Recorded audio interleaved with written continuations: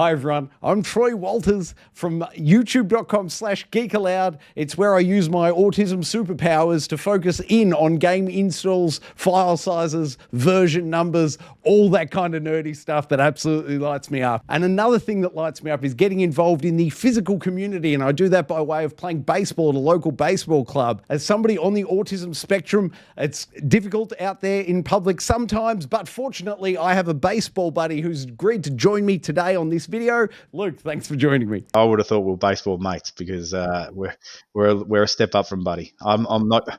Buddy sort of implies that I'm your supervisor, and I don't feel like I'm your supervisor. We're out there arms linked, and we're going to battle each week together. Yep. So my name's Luke Williams, father of three, 39 years old, building manager. Basically, just try and be an all-round good bloke, and love all your casual things, your footy, sports, and getting out there amongst your mates and playing a game of baseball on the weekend. My question to you is, for the other neurotypical people out there, what recommendations could you make, if any, for joining or helping somebody who is joining a community activity, navigating the path? How do you be so good a friend, a buddy, at helping me communicate and get involved in the community? I think neurotypical is a very funny word, and I just don't think anyone realistically is what you would call typical. We're all got quirks. From my point of view, is I just treat everyone how I would like to be treated, and that's probably the most important thing for me. And if by doing that and just being kind to everyone, being generous to everybody, and helping everybody, and then everyone, my thought process is then people will return that favor. And the most important thing realistically is just to be kind to one another. So I was just sort of focusing in a bit more on the podcast that you and I produce for the club. It enables me to connect better with the team, and I feel like myself and the other members on the team who maybe face-to-face don't have a great relationship, the podcast enables me to give them my real thoughts and feelings and show my appreciation that way. How have you found the podcast, and what sort of feedback have you found from the club with it?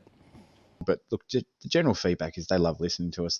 They say they love the work that you do, they love the work that I do, and they don't mind listening. So it's been a winning formula. I think probably what's the most refreshing part for everybody is that it's not really something that's been done before, especially at this level of baseball now. You know, we're not up there in the tops. We're not playing 1s, 2, Divi 1. You know, we're basically down the bottom. We've got a lot of guys playing Divi 1, Divi 2 who want to come down and play with us because of that. And this is just another level as to why sort of our team in specifics is so successful, because we've built this culture.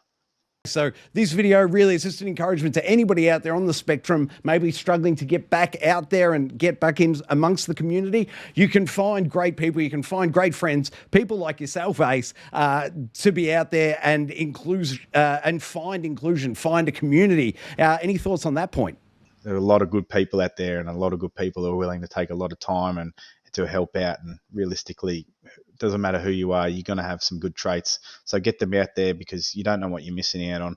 And it's important to get involved with your community, because like Troy and I, you know, you don't know the friendships that you're missing out on, you know, and you could have your best mate just down the road and you don't even know about it. Get out there and get involved. Thank you very much for listening to my story on autism in the community and how it can be achieved. You can clear those barriers. And a big thank you again to Rachel at the Aspect Research Centre for Autism Practice. I appreciate the invitation. Thank you for giving me the time to share my story with you today. Hopefully it helps somebody.